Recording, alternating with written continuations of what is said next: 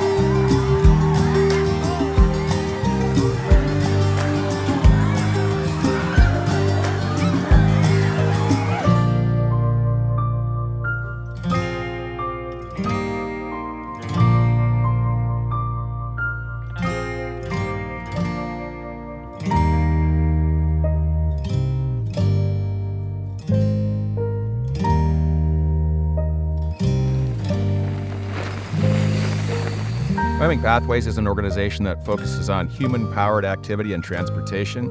So we look at everything from recreational soft surface trails that we might call single track, all the way through hard surface trails for safe pathways to schools, bike lanes in communities, ways for folks to commute to work other than being in a vehicle. And what we're trying to do is throughout Wyoming, find communities and partners who want those things to happen. And then we act like the project manager. We get permission from the land manager or the city or the county.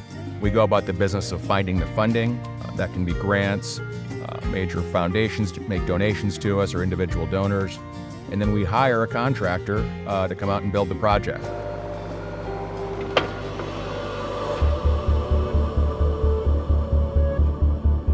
So Togety Pass, a very beautiful and challenging section of the Continental Divide Trail. The Forest Service Recreation Manager, Chris Sellers, approached Pathways about whether or not we would be interested in project managing a reroute of a formerly very rugged, hard-to-follow trail, and we were absolutely excited about that.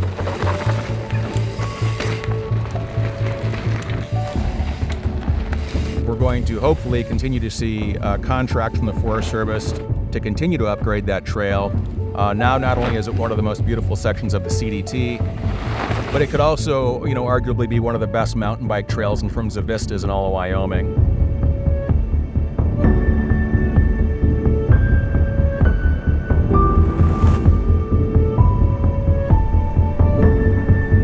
Just able to help out communities in the region, in this case Du Bois, experience a visitor perhaps they hadn't had before in terms of mountain bikers looking for that experience.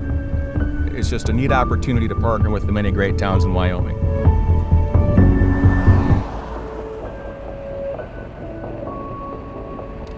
Mike, I have to say it is the coolest thing ever to see a lander shuttle service going, Thanks, man. Nice work on creating this and just making it happen. Thanks. Where are we, Big Al? We're up Sinks Canyon, about to ride Brewers, the shuttle van, the shred van.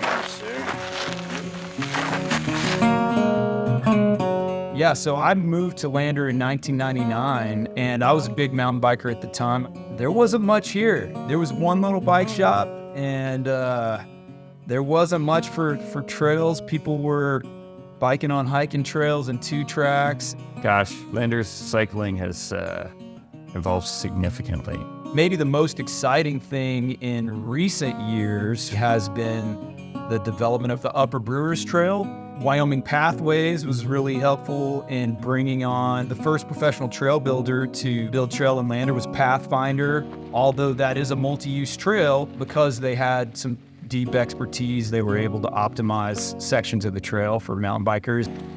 We're working with the locals at Lander Cycling Club, which has been a great partner over the years to help us raise enough money to build out the trail correctly, sustainably, for the long term. Our Forest Service land managers, our BLM land managers, they don't have the resources to maintain trail. When you hire a professional trail building company, We build a trail like Upper Brewers, doesn't need a lot of maintenance, drains water well. And if you ride Upper Brewers, you get an experience like never before in Lander.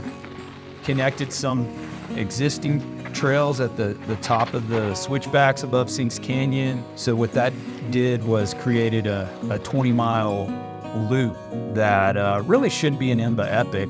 Boy, the Lander mountain bike community just went bananas. They said, we love that and we want more of it. How can we get more? And it looks like we're gonna have more out of Johnny Behind the Rocks. The opportunity to build trail here is enormous, like it is across the state.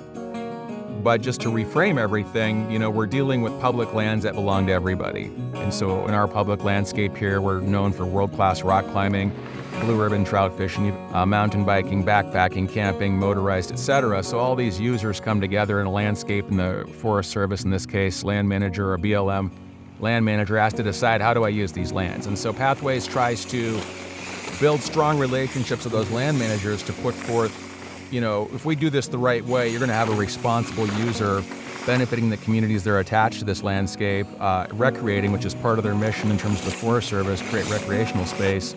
And we want to do it the right way, again, so we can save money for those land managers on maintenance, so we can also help avoid what a lot of landscapes see, where people just build their own trails. It's kind of a one-step-at-a-time process. Once the land manager sees that what we're doing makes a lot of sense and helps him or her accomplish their mission and the community benefits from it, then we get more trails, then we get more community involvement, then we get more trails. And so that's what we're trying to do. And at the end of the day, if you get a win-win-win, the land manager, the user, and the community, why wouldn't we do it? We've seen a spike in biking in Lander, as well as just tourism and growth overall. And within the community, you see definitely two sides of it. My motivation is to give us trail and opportunity for the people who live here. And I think that we've got a lot of that, and we're seeing some growth due to that. I don't think it's gonna just completely blow up, but the riding's just gonna get better and better.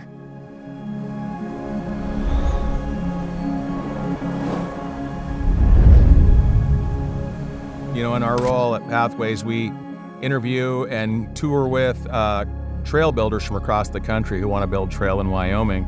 Jared Oakleaf, who's one of the best recreation managers of the public landscape I've ever met, is our BLM guy for outdoor rec. And he approached me and said, hey, for this new trail, if we could hire Alan Mandel, that would be awesome. And so what we did was, I'd learn about who Alan was, and to find out that for his Eagle Scout project, he built the BMX park jump track here next to the high school, and that he went off to BC, learned how to be a pro trail builder, and builds for some of the best downhillers in the world. It just sort of exploded in my mind, like, wow, what a cool thing that would be to add to our repertoire of trails. And it matched perfectly with the trail we want to build, thanks to Jared Oakleaf. And that's a downhill optimized trail, the first of its kind in public lands in the Lander area, and potentially have some alt lines on it. So it really seemed like a great match. Wyoming Pathways as a whole has been just advocating for getting me here and helping me with everything I've needed to get going, for starting my business, to building the trails out there, to making sure I have everything I need to do it smoothly. We've worked together now to develop an awesome project at Johnny Behind the Rocks. Lander has so much potential for so many amazing trails, and that's what I saw growing up. And so to be back here working with Mike, it's been amazing. It's just been obvious what a great magnet of a person he is in our community.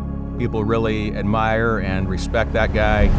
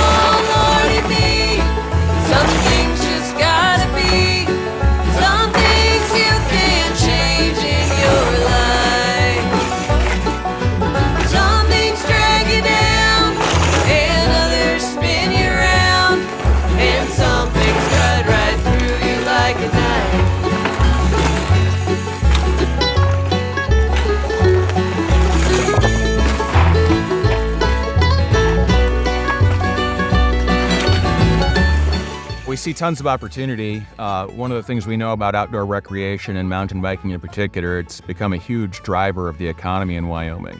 And we have lots of communities around the state and lots of public land spaces that have tremendous potential for trails development. We see that as a unique visitor set to many communities in terms of their economy. One of the things we know about the mountain biking group as well is it can often be that desired, what we call shoulder season visitor, where it's not middle of summer and not in winter when we're already super busy, but the spring and fall riding around here can be great. So we see that as a real natural fit to add to communities' local economic development. We'd like to find as many community partners as we can work with to cultivate and develop those trails and those relationships with those land managers.